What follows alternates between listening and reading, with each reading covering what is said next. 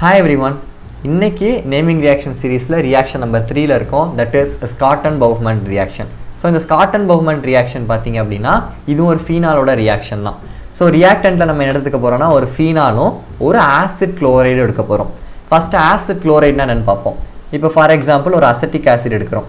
Ascetic acid formula இதுதான், CH3COOH. இதுதான் ascetic ஆசிடோட formula. இந்த மாதிரி ஒரு ஆசிடில் OH குரூப்புக்கு பதிலாக ஒரு Cl குரூப்பை நம்ம ரீப்ளேஸ் பண்ணோம் அப்படின்னா அதுக்கு பேர் ஆசிட் குளோரைடு. இப்போது CH3 C double bond O அப்படியே இருக்கும். இந்த OH குரூப்புக்கு பதிலாக ஒரு Cl குரூப் ஆட் பண்ணோம் அப்படின்னா இதுக்கு பேர் ஆசிட் குளோரைடு. எந்த ஒரு ஆசிட்லையுமே ஒரு OH குரூப்புக்கு பதிலாக ஒரு Cl நம்ம போட்டோம்னா அதுக்கு பேர் ஆசிட் குளோரைடு. இப்போ இது அசட்டிக் ஆசிட் கரெக்டா? அந்த அசட்டிக் ஆசிட்ல OHக்கு பதிலாக ஒரு Cl நான் இன்ட்ரடியூஸ் பண்ணுறேன். அப்போ இதுக்கு பேர் அசட்டைல் குளோரைடு அப்படின்னு சொல்லுவோம். சரியா? அசட்டைல் குளோரைடு அப்படின்னு சொல்லுவோம்.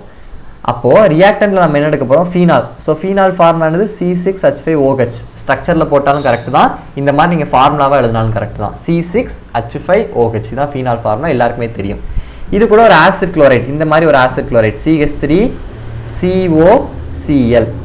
CH3COCl கரெக்டு தானே? CH3CO, இங்கே C டபுள் பாண்ட் O, இங்கே Cl. இதுதான் ஆசிட் குளோரைட். இது எதோட ப்ரெசன்ஸில் நடக்கும்? ரீஏஜென்ட் பார்த்தீங்கன்னா சோடியம் ஹைட்ராக்சைடு ஆர் பிரிடின், ஒரு பேஸோட ப்ரெசன்ஸில் நடக்கும். So sodium hydroxide and pyridine ரெண்டுமே பேஸ் தான். இப்போ இங்கே என்ன ஆகுனா ஒரு HCl மாலிகுல் மட்டும் வெளியே போகுது. இங்கே ஃபீனாலில் இருக்க ஒரு ஹைட்ரஜன் நல்லா பாருங்கள், இந்த ஹைட்ரஜனும் இந்த COCl இருக்க இந்த குளோரினும் சேர்ந்து HCl வெளியே போயிடும். இந்த ஹைட்ரஜன் அண்ட் இந்த குளோரின் HCl வெளியே போயிடும். சரியா? அப்போ இந்த ஹைட்ரஜன் போயிடுச்சு, இங்கே HCl போயிடுச்சு. மீதி என்ன இருக்குது? இங்கே C6H5O இருக்குது, இங்கே ஒரு CH3CO இருக்குது. ஸோ நான் ஃபஸ்ட்டு லெஃப்ட் சைட்லேருந்து எழுதுறேன். ஃபஸ்ட்டு இந்த CH3CO நான் எழுதிக்கிறேன். ப்ராடக்டில் CH3CO எழுதிட்டேன். நெக்ஸ்ட் என்ன இருக்குது? இங்கே ஒரு OC6H5. இப்போ நான் ரவுண்ட் பண்ணுறேன். இந்த OC6H5 மிச்சம் இருக்குது. அந்த OC6H5 நான் என்ன செய்கிறேன்? எழுதிக்கிறேன். ஓகேவா? அப்போ என்ன இருக்குது? ஒரு ஹைட்ரஜனும் ஒரு குளோரின் மட்டும் HCl வெளியே போயிருக்கு.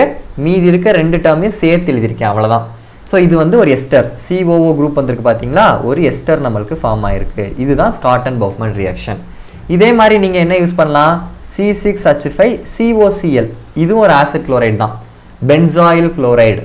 பென்சாயிக் ஆசிட் ஃபார்முலா வந்து C6H5C டபுள் பாண்ட் OOH. இது பென்சாயிக் ஆசிட் ஃபார்முலா. இந்த OHக்கு பதிலாக ஒரு குளோரின் ஆட் பண்ணிங்கன்னா பென்சாயில் குளோரைடு. ஸோ அதுலேயும் அதே தான் நடக்கும். ஒரு ஹைட்ரஜன் ஒரு குளோரின் சேர்ந்து HCl வெளியே போயிடும். மீதி இருக்க டேர்ம்ஸை சேர்த்து எழுதுங்க. அவ்வளோதான் ஸ்காட்டன்-பவுஃப்மன் ரியாக்ஷன். ரொம்ப சிம்பிளான reaction. So I hope you understood. Next ரியாக்ஷனில் பார்க்கலாம். தேங்க்யூ.